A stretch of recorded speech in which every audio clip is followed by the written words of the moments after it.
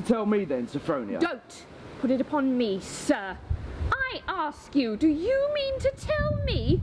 Put it on me, the unmanly disingenuousness. The what? The meanness. That's not what you said. You said disingenuousness. What if I did? There is no if in this case. You did. I did then. And what of it? What of it? You have the face to utter the word to me. The face too? Pray, how dare you, sir, utter the word to me? I never did. I don't care what you uttered or did not utter.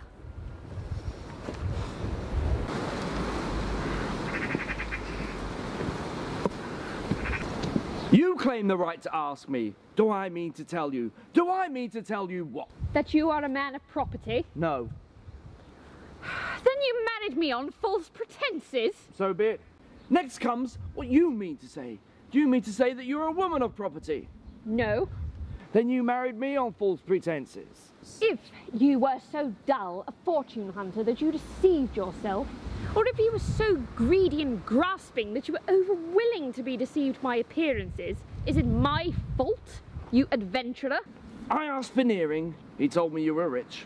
Veneering? And what does Veneering know about me? Was he not your trustee? No, I have no trustee but the one you saw when you fraudulently married me. And his trust is not a very difficult one, for it is only an annuity of £115. I think there are some odd shillings or pence if you're very particular. Question for question. It's my turn again, Mrs. Lemmel. What made you suppose me a man of property? You made me suppose you so. You always presented yourself to me in that character. But you are somebody too. Come, Mrs. Lemmel, admission for admission. You are somebody. I asked Veneering. And Veneering knew as much of me as he knew of you. I never will forgive the Veneerings for this.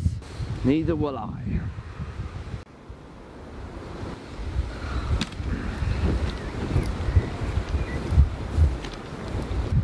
Do you pretend to believe that it was within the bounds of reasonable probability that I would have married you for yourself? Again, there are two sides to this question, Mrs. Lemmel. Which do you pretend to believe? So first you deceive me, then you insult me. Not at all. I've originated nothing. The double-edged question was yours. Was mine! You deliberate villain! I am indeed the wretchedest, the most deceived, the worst used of women. If I had the courage, I would kill myself. You vile impostor! Swindlers! Swindlers! Ah! Get up, Mrs. Lemmel. Let us speak reasonably. Get up, I tell you. Tell me forsooth. Enough of this. Come, get up. Do you hear? Get up.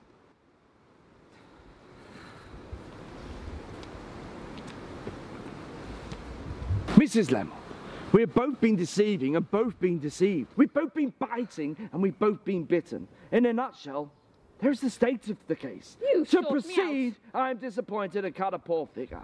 Am I no one? Someone, and I was coming to you if you'd waited a moment. You too are disappointed and cut a poor figure. An injured figure. I cannot get rid of you. You cannot get rid of me. Shame and misery. So a mutual understanding follows. Firstly, it is enough to have been done without the mortification of known to have been done. So we keep that fact to ourselves. Agreed?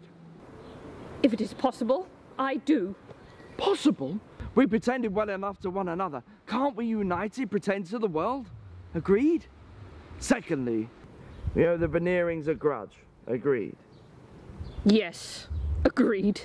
Finally, we agreed to keep our own secret and join together in furtherance of our own schemes. What schemes? Any schemes that will bring us money. By our own schemes, I mean our joint interest. Agreed? I suppose so.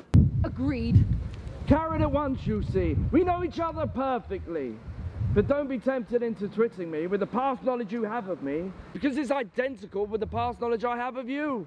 So in twitting me, you twit yourself.